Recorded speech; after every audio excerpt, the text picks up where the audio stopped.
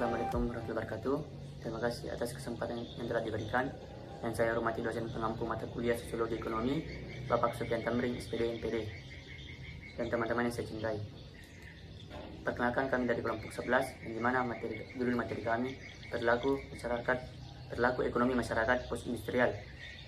Perkenalkan, saya sendiri Armawan Arifin selaku moderator dan pemateri, dan yang kedua Muhammad Renal Yauri, dan yang ketiga Nurul Asisa Fosia, dan yang terakhir Hijratul Kausar.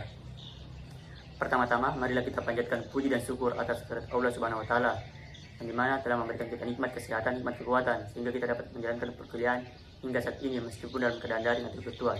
Dan tak lupa kita kirimkan salawat serta salam atas junjungan Nabi besar Muhammad SAW, yang dimana telah membawa kita dari alam gelap gulita menuju alam yang terang menerang hingga saat ini. Baik, untuk mengefisienkan waktu, langsung saja saya masuk kepada pokok pembahasan yang pertama, pengertian post-industrial, di mana pengertiannya adalah konsep ekonomi yang menjelaskan bahwa sektor jasa lebih mensejahterakan daripada sektor industri atau manufaktur di beberapa negara. Konsep ini dipopulerkan oleh Daniel Bell dan ditandai dengan yang pertama, ekonomi menuju transisi dari memproduksi barang hingga menyediakan jasa. Yang kedua, pengetahuan adalah bentuk modal yang sangat berharga. Yang ketiga, memproduksi ide adalah jalan utama untuk menumbuhkan ekonomi. Dan yang keempat adalah melalui proses globalisasi dan otomasi, nilai dan kepentingan ekonomi ala buruh menurun. Dan yang keempat, teknologi, sains, dan kepentingan informasi meningkat dan menjadi kebiasaan sehari-hari. Selanjutnya, saya serahkan kepada pemateri berikutnya. Terima kasih. Saya akan menjelaskan materi ekonomi. Materi ekonomi adalah ilmu sosial yang mempelajari aktivitas manusia berhubungan dengan produksi, distribusi, dan konsumsi terhadap barang dan jasa. Arti kata ekonomi merupakan kata serapan dari bahasa Yunani kuno yang bermakna pengelolaan rumah tangga.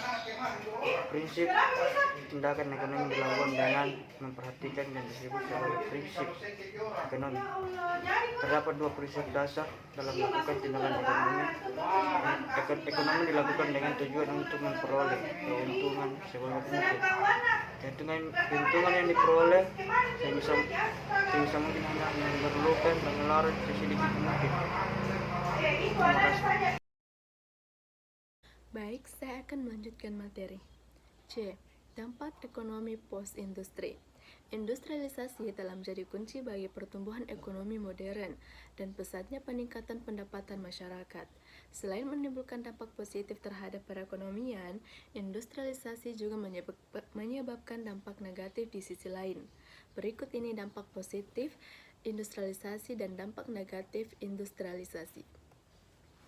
Dampak positif industrialisasi antara lain: 1. Peningkatan pendapatan nasional. 2. Standar hidup yang lebih tinggi. 3. Stabilitas ekonomi. 4. Peningkatan neraca pembayaran. 5. Menstimulasi kemajuan sektor lain. 6. Peningkatan peluang kerja. 7. Spesialisasi pekerja lebih besar. Dampak negatif industrialisasi antara lain: 1. Urbanisasi. 2. Pencemaran lingkungan. 3. Kesenjangan pendapatan. Terima kasih dan akan dilanjutkan oleh Hijratul Kausar. D. Perilaku ekonomi masyarakat post-industri. Konsep masyarakat post-industrial mengindikasikan perubahan signifikan dalam karakteristik sentral masyarakat industri yang menjadi fase sebelumnya dalam hal meningkatnya pemanfaatan teknologi dan mekanisasi bagi kerja, meningkatnya komunikasi, transportasi, pasar, dan insom. Ditandai dengan peningkatan peran negara serta birokratisasi dalam pemerintahan dan ekonomi, juga ditandai dengan peningkatan sekularisasi dan rasionalisasi. Jadi masyarakat post-industrial merupakan perkembangan lebih lanjut dari masyarakat industri maju. Berbeda dengan kapitalisme awal dan era kapitalisme yang modern, yang dominasi mereka lebih mengandalkan pada kekuatan modal dan eksploitasi terhadap nilai lebih tenaga kerja yang ada.